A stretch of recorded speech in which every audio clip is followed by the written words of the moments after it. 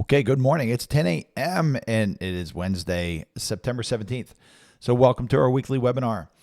We've got many things to talk about today. As we always do, the topic of our financial focus today is going to be the new cost of Roth conversions under the One Big Beautiful Bill Act. So, I've talked about this several times. It's all about OBBBA all the time. It seems like on every webinar recently, but I continue to have this conversation about the new senior bonus deduction. So I want to spend some time breaking that down and identifying the true cost and talking about some of the other things that, of course, you need to pay attention to with the new bill, and still those other things we have to pay attention to. So we're going to get into that at about the 30-minute mark today of this webinar. So remember the goals I have for you as listeners of this podcast, of this webinar. And that's to be inspired to make changes. We do things differently, and I want you to be inspired to make those changes. Open your mind to different ideas and different ways of thinking about planning and investing. Stay educated so you feel confident in the plan and strategies that are put in place. Stay updated so that you can make adjustments along the way. Remember, this webinar is about education. It is not about individual advice. Individual advice is very individualized. You should have a conversation with a financial planner, with a financial advisor, with a tax planner, with all of those people to make sure that you're doing what's best for you and your situation. If you think you might want to talk to us, you can reach us at our website, through our website at attleboroughwealth.com. That's attleboroughwealth.com. And if you have at least $1 million in retirement accounts and you'd like to talk to me directly, you can reach out to us at questions at attleboroughwealth.com. That's questions at attleboroughwealth.com, or book time right on the website. So, we're going to go through and we're going to talk about some updates today from the Slott group. Good stuff as always. We're going to then talk about the markets, and then we're going to dive into the financial focus, which today is Roth conversion considerations, the new cost of Roth conversions under the OBBBA. Some upcoming events that we have. We just finished last night, so if I seem a little groggy this morning, I apologize. We left our most recent class just wrapped up last night in New Jersey in the Princeton area, and I got home probably about 10:30, quarter to 11 last night, and it was an overwhelming success. So we had nearly 70 people on the wait list for this class. We had people attending live simulcast via Zoom. We had full classrooms for both our Tuesdays and our Thursday series. So for those of you who are just joining us from that class series, welcome. I know there's many more people on today, and many more people always roll in after these classes, so I appreciate you. We're working on another set of class dates, live class dates, just for that Princeton, New Jersey area, potentially in November. So stay tuned. We're working on that right now. And as soon as we lock that down, if we're able to do it before the end of the year, we'll make sure that your invitations are set out and that you've got time to schedule that. The next thing we have coming up is we're screening again the Psychology of Retirement by Morgan Housel, and that's going to be at the Newtown Theater, and that's going to be a week from tomorrow, next Thursday night, September 25th at 6:15. So if you're on our email invitation list, you should have already received an invitation to this. If you're not, reach out to us at questions@attleboroughwealth.com. That's questions@attleboroughwealth.com. Or you can sign up for email distribution or to be on our email list at attleboroughwealth.com. So that's for the Psychology of Retirement. So that's a free screening. We don't charge anything. We're even going to give you some popcorn and a soft drink if you come out. And it's a really, really great program, great movie. You should come out and see it. Again, just take advantage of the education around you. So last week, we didn't have a live webinar, but we had a recorded webinar that I recorded last Tuesday afternoon with David McKnight. If you haven't seen that already, go back and watch that recording. Always valuable information from David. Okay, so let's get into the Slott Report. So I'm going to share my screen here with you so that you can read along with me. So if you're just listening on the podcast, I'm sharing my screen so that folks can read along because it is a lot of material. but you can play it maybe a little slower or come back to the video if you need to. So today's first bit is an article that Andy Ives wrote, and it is Roth conversions and qualified charitable distributions. And I'm sorry, this is the Slott mailbag. So the mailbag is when people write in, and then the Slott group answers their questions. So today is Roth conversions and qualified charitable distributions is one topic, and Andy is covering the mailbag today. So the question is, I'm 67 years old and have a Roth IRA that is over 5 years old. I would like to perform some annual 401k to Roth IRA conversions before I become subject to required minimum distributions on my 401k when I turn 73 years old. I am aware that I will need to pay income tax on the conversions themselves, but there is a lot of conflicting information out there on what happens with the earnings on the converted funds after they move to the Roth IRA. When will I have access to the converted dollars and the earnings? So this person's name is Gia. I believe it is GEA. So what Gia is referring to is the 5-year rule. So the 5-year rule can be very complex. It's much, much simpler after age 59 and a half. But there are some nuances when you're talking about 401ks and IRAs. So let's listen to Andy's answer. The answer is, Gia, since you are over 59 and a half and have had a Roth IRA for 5 years, you never have to worry about another Roth 5-year clock again.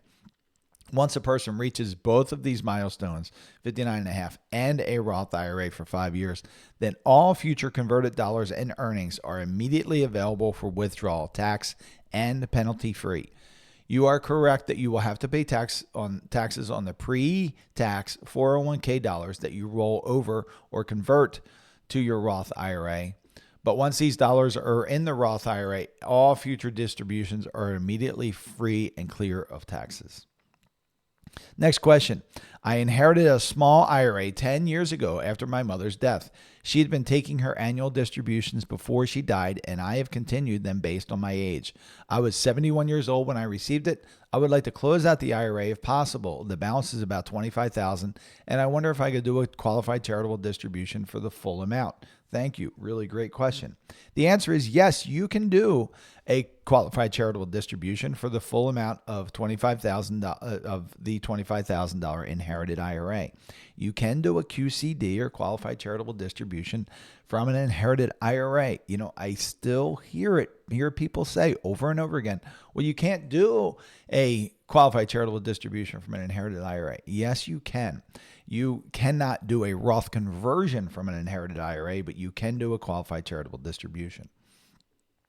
So Andy goes on to write, since you are over age 70 and a half, you are eligible to do QCDs, and QCDs are permitted to be done from an inherited IRA.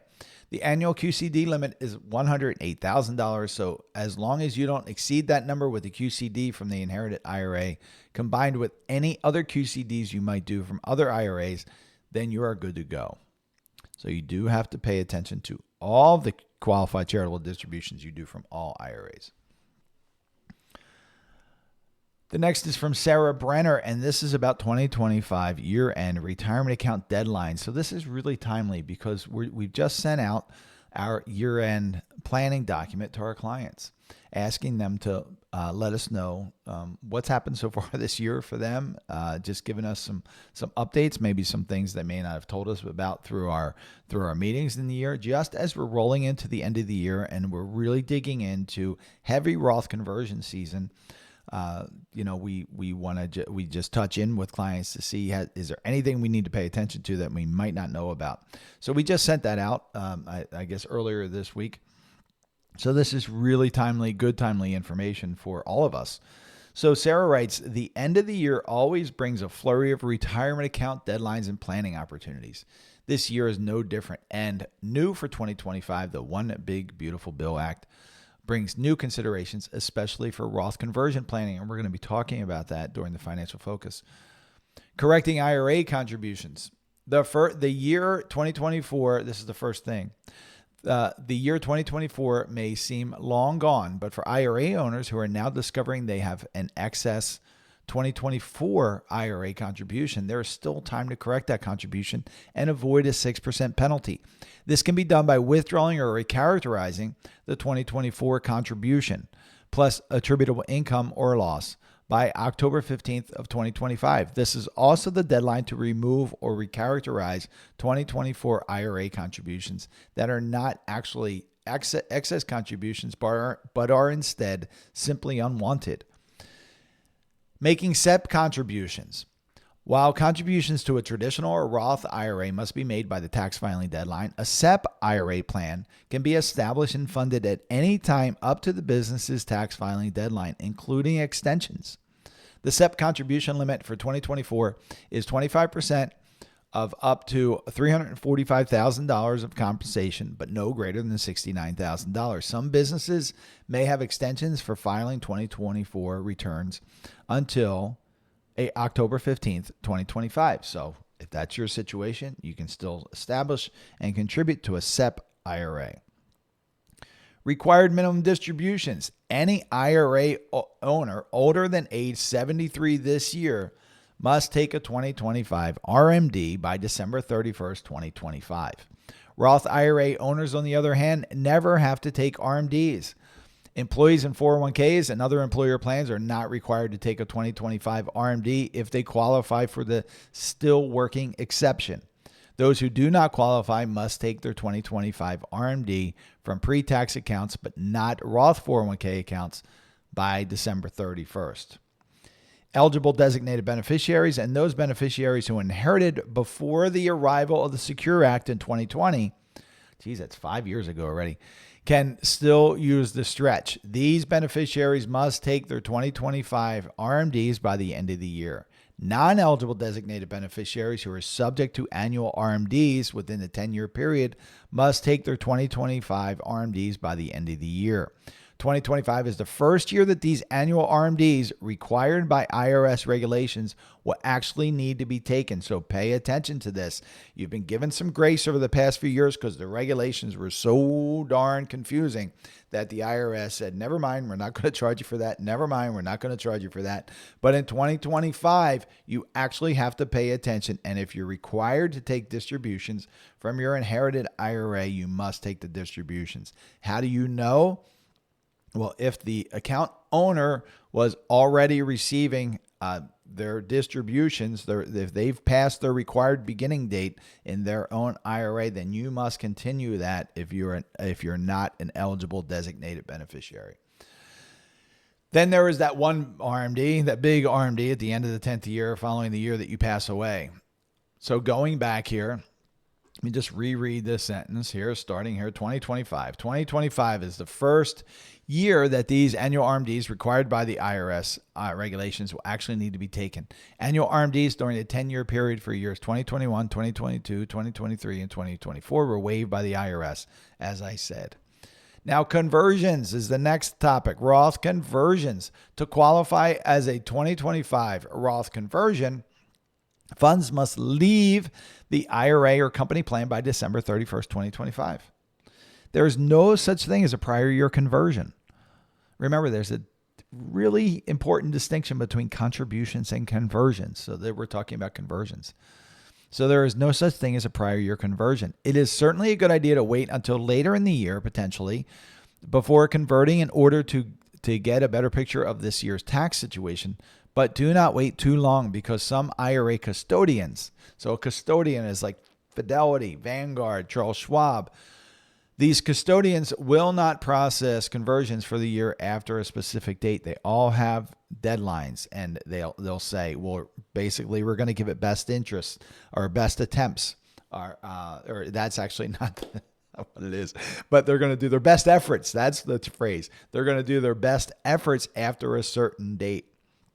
And they set that date. They set that date on their own, and they'll say, okay, for example, if we have your Roth conversion request in by December 15th, we'll get it done by the end of the year. After that, it's best effort. So you may or may not have a Roth conversion done by the end of the year. So make sure you understand your deadlines and what's required for your own custodian. We have qualified charitable distributions is the next topic. QCDs remain a great tax break for charitably inclined individuals. With a QCD, IRA owners or beneficiaries age 70 and a half or older can make a 2025 charitable contribution up to $108,000 through a tax-free transfer directly from their IRA. There's no such thing as a prior year QCD. You can't go back and do a prior year QCD. So those looking to take advantage of this tax break for 2025 needed to get it done by December 31st, 2025. Another is net unrealized appreciation, or NUA. For 401k or employee stock plans, participants with highly appreciated company stock, the NUA strategy can potentially produce significant tax savings. So that's something that has to be considered for each person. When you have this company stock net unrealized appreciation opportunity, you have to analyze it. Sometimes it makes sense. Sometimes it absolutely does not make sense. The NUA strategy can potentially produce significant tax savings, she says. Okay, one requirement for the NUA strategy is that the participant's entire account must be emptied within 1 calendar year. So individuals planning to use this strategy for 2025 must start the process early enough to ensure the lump sum distribution occurs by December 31st, 2025. Good information, Sarah. Thank you very much. So now we're going to move on to the markets. And our chief investment officer put together some great information for us. And we're going to start just overall with the market. So the overall, most market indices finished slightly positive last week, with technology and AI stocks leading the way again. We saw some economic data that showed a picture of a stalled labor market momentum, persistent but moderate inflation, steady consumer spending, and rising trade deficits. August consumer price index numbers, you might remember, rose 2.9% year over year, up from 2.7% in July. So that caused some concern. While core consumer price index remained steady at 3.1%, and PPI, which is producer prices, unexpectedly fell 0.1% month over month, the first decline in 4 months. Inflation remains elevated, particularly in shelter and food, while growth in producer prices is moderating, suggesting inflation pressures might ease further. We added just 22,000 jobs in August, well below forecasts. The labor market is showing clear signs of softening, fewer jobs, rising claims, and revised historical data paint a more sluggish picture, they say. Also, consumer sentiment, which is measured by the University of Michigan Index, dropped 55.4 in September, the lowest since May, missing expectation. So it dropped to 55.4. The expectation was 58. That's significant. That's a significant difference. Sentiment is now down 21% from where we were a year ago. So consumer sentiment, so how consumers feel about sentiment, how they feel about what's going on in the market and their spending.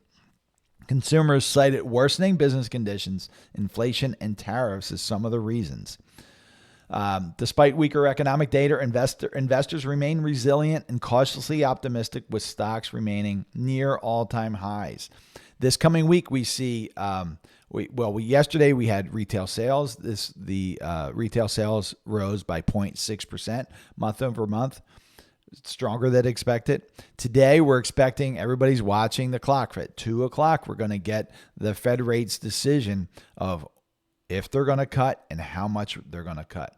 So markets are now pricing in a 94% probability of a 0.25% rate cut, with a smaller 10% chance of a 0.5% rate cut. And then tomorrow we have weekly jobless claims. So what are the large company analysts saying about all of this? So Fitch Ratings raised its global growth forecast for 2025 to 2.4%, up from 2.2%, driven by stronger activity in China and the Eurozone. Barclays raised its 2025 year-end S&P 500 target to 6,450, up from 6,050, driven by robust earnings, economic resilience, and AI optimism, they say. Deutsche Bank also included a positive outlook for the S&P 500, raising its year-end target to 7,000. So we've got a few well-respected agencies who are saying, All right, let's go. This is going to be a hot year for the rest of the year. But now we have a couple big names on the opposite side of that. So on the negative side of it, the bearish part of it, expecting the markets maybe to have more difficult times. Jamie Dimon, CEO of JP Morgan, described the U.S. economic outlook as cloudy, warning that the full consequences of tariffs, immigration policy shift, and geopolitical tensions are yet to play out. He cautioned that economic growth is weakening and the expected Fed rate cut may have limited impact. Goldman Sachs highlighted two key risks to the current market rally: higher recession probabilities and a scenario where the economy stays strong enough to derail near-term rate cut expectations. So as I always say, when you have the large organizations, these highly qualified, highly educated, highly funded analysts who can't agree on the direction of the market, what are little old us supposed to do? Well, you have your financial plan drive your investment strategy. So you determine the funds that you're going to need during your retirement years, or if you're pre-retirement, during your living years. And that should drive your investment strategy. And then you set up a investment strategy driven by that financial plan of proper asset allocation, of course, perhaps some principal protection, and account segmentation. So account segmentation divides up your investments along your lifetime when you're going to need these funds, and you invest those funds appropriately. You can see more information, if you don't know what I'm talking about, in a video I have called The 3 Pillars of Investment Management, and that explains it all. And I'm just looking at our markets review at a glance chart to see if anything else we want to pull out. And let's talk about the bond market. So the U.S. aggregate bond market was up 0.41% last week and is up 6.4% so far this year. So bonds are doing quite well this year. The U.S. high yield bond market is up 6.98%. Global bonds, we're seeing 15.7 at the high. So that's up significantly for bonds. Bonds can be very, very volatile. A lot of people think that bonds are the air quote safe investment. We've seen some lagging returns in the bond market over the past few years, and we've even seen some negative returns. So pay attention to that. So any returns I'm sharing with you are index returns. So it's broad index returns. And of course, they are not any recommendation to buy, sell, or hold a specific investment. All right, this is the financial focus part of our weekly webinar. And today we're going to talk about the new cost of Roth conversions under the OBBBA, or the One Big Beautiful Bill Act. So why are we talking about this again? It's like week after week of the OBBBA, because it's a huge piece of legislation that everybody is still working through. So not only the regulators working through, the experts working through, but individuals out there are trying to figure things out. And I'm hearing over and over again certain questions. And one of them has to do with the extra senior deduction, or the bonus senior deduction. And geez, does it still make sense to do Roth conversions if I'm giving up this deduction? So it's $6,000 for an individual, potentially $12,000 for a married couple. There's some phase outs, and you don't get it if you earn too much money. And how is that based? And then what is the real cost? I don't want to give up $6,000. I don't want to give up $12,000. So I went to our team and I said specifically to our CPA, I really want to show the true cost of this. If in fact Roth conversions continue to make sense for you and you go past these thresholds, let's do an example scenario of what that true cost is. Now, this is an example and it's going to be different for everybody, but I have a married and a single that I'm going to share with you. So a married couple filing jointly and a single filer. And I want you to take away from this, okay, it isn't, yes, you should do a Roth conversion, excuse me, or no, you shouldn't do a Roth conversion. It's, okay, well, here's the true consideration I have to take into account. So let me share my whiteboard here, and we're going to go through it. So first, let's talk about Roth conversion. So a Roth conversion, if this is the first time you're joining us, and if this is the first time you're joining us, of course, hit the subscribe, like, and notification buttons so that you're always aware of these videos. And if you haven't done it in the past, do it anyway. I'd really appreciate that. And that's the best way to get notifications about these videos. But what are Roth conversions? A Roth conversion is an allowance in the tax code that allows you to take a distribution from your traditional IRA and redeposit it into a Roth IRA. It's really that simple. The beauty of Roth conversions is there are no limitations. So you don't have to, unlike contributions, so conversions and contributions are two different things. We're talking about conversions. And if you're listening to this on the podcast only or on YouTube only, I'm sharing my whiteboard and I've got some bullet points to go over. So we're talking about conversions. So if you think about it this way, I often refer to our buckets. So we basically have three different tax category buckets where our savings and investments sit. We have a taxable bucket, we have a tax deferred bucket, and we have a tax advantage bucket. So then the taxable bucket is your savings accounts, any investments, your bank accounts, CDs, things like that are in banks and investment firms or brokerage accounts and investment accounts that are not IRAs, are not deferred tax in some way. And every year you get 1099s on any interest, dividends, short-term capital gains, long-term capital gains, and you pay tax on that. So tax deferred bucket are any traditional IRAs, traditional 401ks, and other retirement plans. It could be SEP, IRAs, simple IRAs, 403B plans, but anything that you don't pay tax on today, but you promise to pay tax on later. So that's tax deferred. Tax advantage is really simple. It's anything Roth and some properly structured cash value of life insurance has some tax advantages as well. And we also have to include HSAs, health savings accounts. So if you qualify for health savings accounts, then these can be great tax efficient savings vehicles.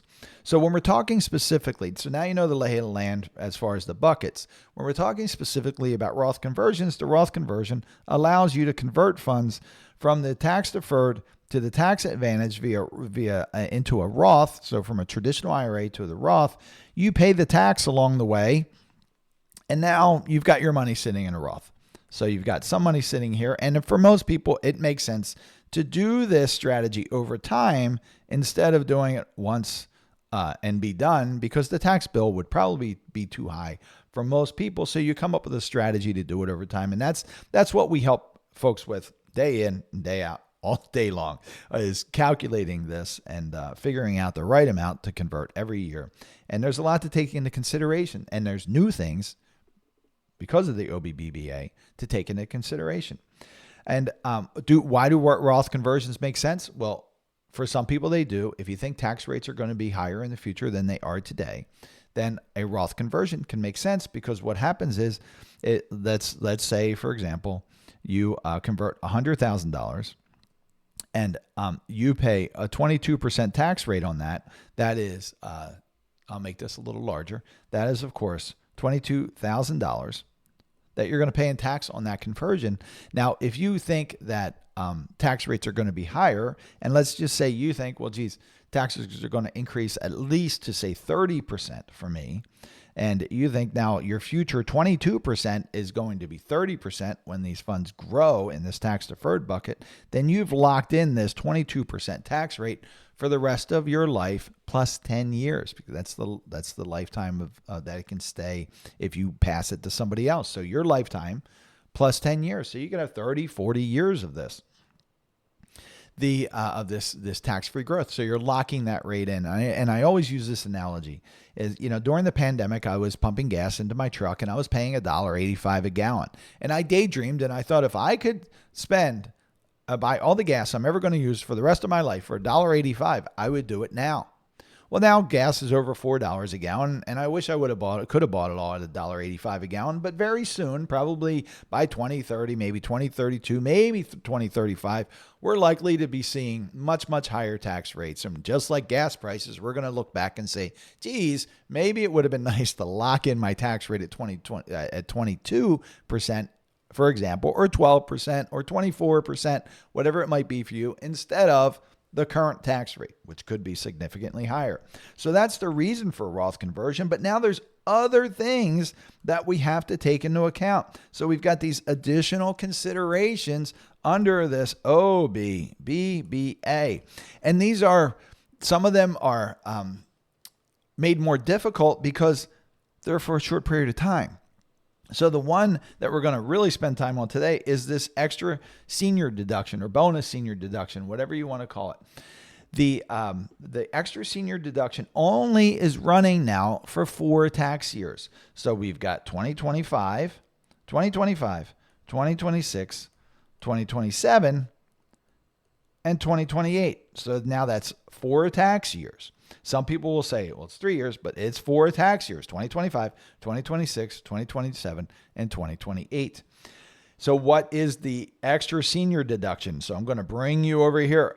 I'm sharing this OBBBA 2025 document that you can download from our website. If you go to attleborowealth.com, go over to the corner where it says resources, drop it down, and it has the slot corner. You can scroll down, go into where it says slot corner. You can scroll all the way down to the bottom and you can download all these forms. All you have to do is put in your information. It's just your email address and your phone number. So you put that in and you get all this information, no cost.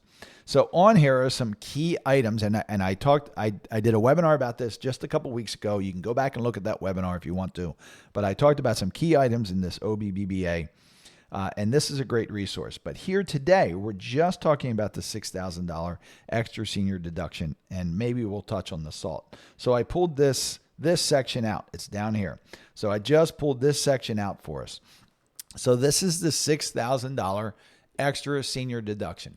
So let me read this to you. There is a new $6,000 addition to the to the standard deduction, for seniors age 65 and older, just for years 2025 through 2028. This is per person, so a married couple could deduct up to $12,000 if each spouse is age 65 or older. This is in addition to the regular standard deduction and the extra deduction for those 65 or blind. The new deduction will also be available to seniors who itemize. That is huge. This one is huge. So you can itemize and also pick up this extra $6,000 or $12,000 deduction. Typically with a standard deduction, it's not typically, with a standard deduction, you either take the standard deduction or you itemize your deduction. Well, now you can take this extra senior deduction on top of your standard deduction, or if you itemize. So the deduction phases out beginning with modified adjusted gross incomes of $75,000 for individuals and $150,000 for married filing joint. It phases out completely at $175,000 individual, $250,000 married. And I've got a little chart to show you that. It's a little clearer because this sentence is just a little bit jumbled. So you can see where people are saying, let me read the next sentence and I'll comment then. Married couples who qualify can reap a total deduction in 2025 of $46,700. This equals the standard deduction, $31,500, plus the extra deduction for age 65 or blind of $1,600 times 2. That's $3,200, plus the new extra senior deduction, $6,000 times 2 is $12,000. Now, you can see why people are paying attention to this and saying, well, geez, if I go over certain thresholds, if I now convert my traditional IRA to a Roth IRA and I go over these phase outs, let's focus on married filing joint, $150,000 to $250,000, there's a gradual reduction in that benefit, $6,000 per person. This is times 2.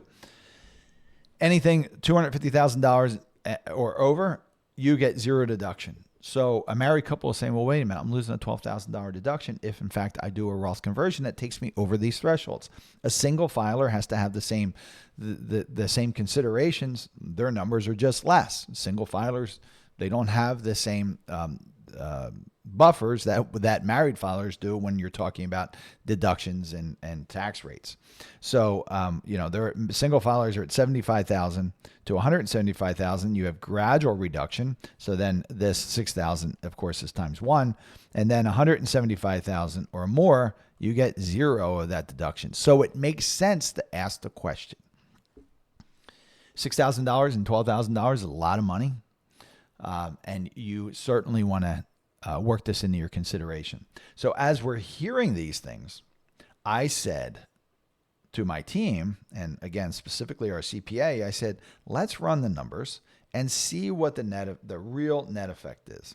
So let me make sure I can capture this. And what I'm going to do is I'm going to take me out of here so you can see everything. So here's the married. So we got the married filers, and this is, folks, this is an example. This is not remember, this is for education. So if I didn't say it at the top of this of this broadcast for this section, these are not recommendations. Individualized advice is exactly that. It's very individualized. If you have at least $1 million in retirement accounts and you want to reach out to me for to set up an appointment, you can do so. You can do so on our website, or you can reach out at questions@attleborowealth.com. That's questions@attleborowealth.com, or you can again find that information on the website. But this is an example. This is for education, not just it's not a recommendation for you. But here we have a total amount of distributions, taxable distributions for this client. So this is pre. So we've got this married couple, and we've got $150,000 worth of total income, adjusted gross income of $150,000, right? So currently they are below the threshold, right? The phase outs. Now they say, okay, well, I think Roth conversions might be a good idea. So I'm going to add $100,000 conversion. So now here is income pre, income post. So this is pre the new standard deduction. This is post the new deductions. So tax savings provided by that additional standard deduction. So this is pre OBBBA. So now their decision, maybe they were doing Roth conversions, decision was a little easier, but now they're saying, well, wait a minute, we're going to lose this additional $12,000 in this deduction. So we may not want to do Roth conversions because we pick up this additional $2,650 or $640 in tax savings. What happens if we do this Roth conversion now at $100,000? Well, you'll see here, we still get the standard deduction. The standard deduction doesn't go away. So now their adjusted gross income is $250,000. Now they're solidly over the threshold. They don't get any bonus deduction, senior bonus deduction. Their taxable income is now $215,000. And you'll see here that their projected federal tax is $37,366 instead of $12,554. Now this is, again, without conversions here. So of course they have to pay tax on the conversion. We get that. They're going to pay tax at that rate. But what they're going to lose out on is this additional senior deduction. So what is the net loss to them? Well, of course it's $2,640. It's $2,640 that they're really losing using or taking advantage of a Roth conversion if it makes sense for them. So it's not $6,000. It's not $12,000 in this case for a married couple. It's $2,640. So now you say, well, okay, incrementally, what is that additional tax rate? Well, for this couple, it's an additional 2.64% in additional tax, incremental effective tax rate that they're adding on to the cost of this Roth conversion. Does that make sense? Instead of them coming in at about just over 22% for the full conversion, they're raising that up to 24.81%. So the cumulative effect of a Roth conversion in this example for this example client is an additional amount of a tax amount, percentage amount of 2.64%, or a total of 24.81%. So back to that original calculation that I showed you before where, geez, if a 22% rate makes sense for you for the rest of your life, you've got to ask yourself, well, does the additional 2.64% also make sense? And if I'm able to pay my taxes at 24.81%, or the additional 2.64, does that still make sense for me? Instead of just focusing on, well, I'm going to lose $12,000, I'm going to actually, what I'm losing in this example is $2,640. And the incremental amount is just under 3%, let's call it. So 2.64%. I hope that makes sense. And I hope that helps you in your calculation. Now let's look at a single filer. So here we are, a single filer. He's 65 and above. So pre-OBBBA, we understand that. Post-OBBBA here, we pick up their senior deduction. And their tax savings, given the senior deduction, is $1,320. That's without a Roth conversion. But if this person says, well, I'm scheduled to do a $100,000 Roth conversion this year. I've been doing Roth conversions. I'm scheduled to do this Roth conversion, or I'm considering doing a Roth conversion. I think, or I was told that it makes sense to do $100,000 this year. So same example, we're doing $100,000. Then now their total income, their adjusted gross income, is $175,000. If we go back to those thresholds, let's come back over here.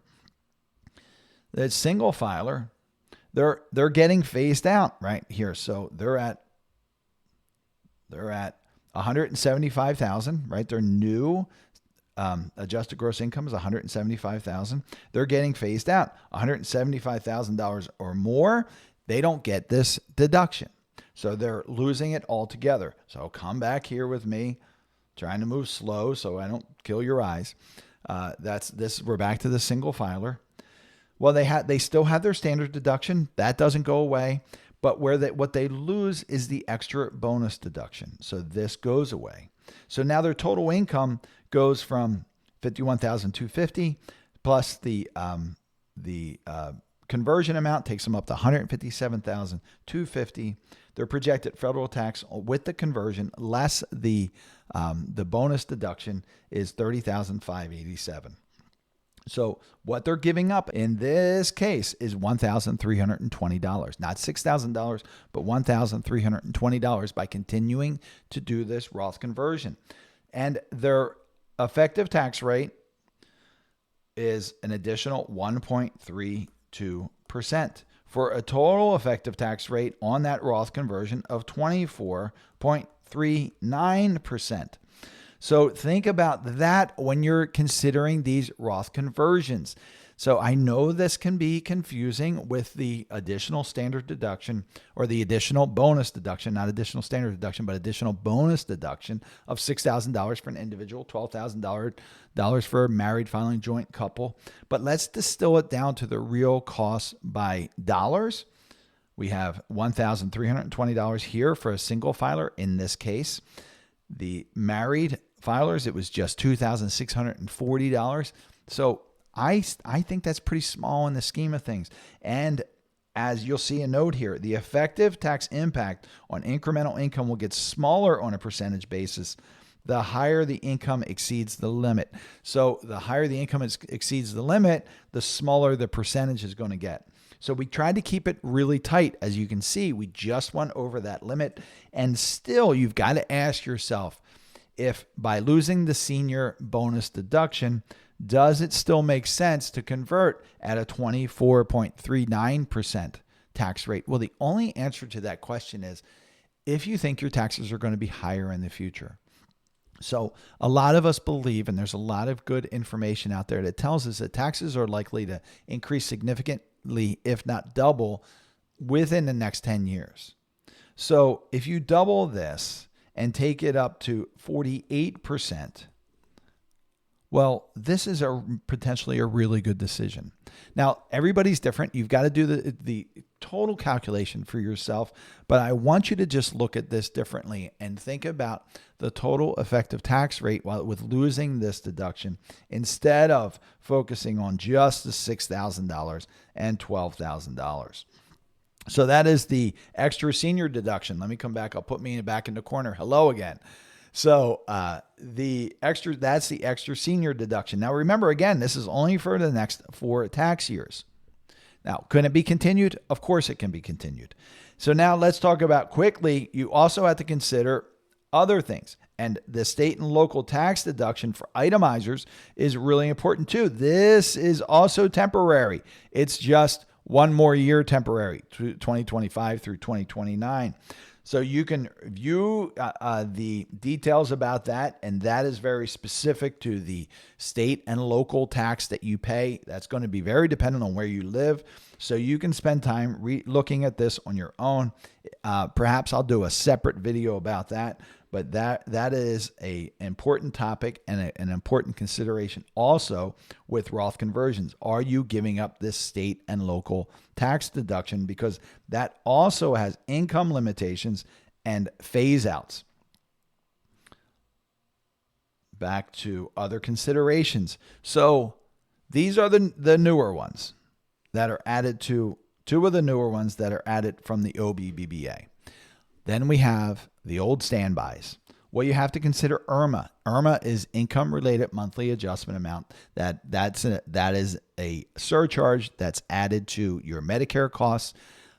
Starting, really, you've got to pay attention to that starting at age 63. I know you don't start getting Medicare until 65, but there's a 2-year look back on that. So you've got to pay attention starting at age 63. So I'm going to put age 63 here. Pay attention. Starting at age 63, because these numbers can be significant. And don't fool yourself. This is another tax. That is something else that has to be factored into the Roth conversion consideration.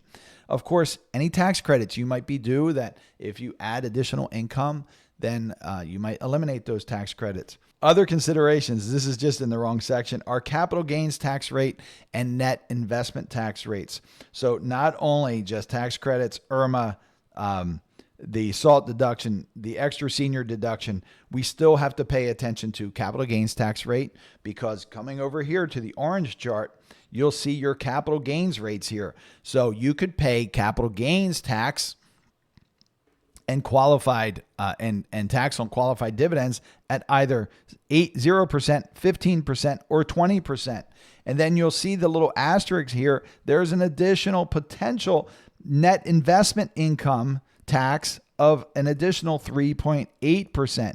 And this is all driven on income, modified adjusted gross income. Roth conversions add to modified adjusted gross income. So you've got to pay attention to any distributions that you're planning, and it could increase your capital gains tax rate from 0 to 15 or 15 to 20. It could also add on an additional 3.8% surcharge on that, the net investment income tax. So add that to your calculation. Very, very important to consider. Where's my checklist? Yes. So capital gains tax rate, net investment tax rate, but Roth conversions still may make sense. We have increased debt and debt service. So our national debt just continues to roll up. We're paying nearly $1 trillion in just debt service every year. Social Security, Medicare, and Medicaid. If we look here, we know this is from the 2025 trustees report that Social Security is scheduled to run out of money in 2033. The trust fund goes to zero. You'd see a 23% cut in benefits if the trust fund goes to zero.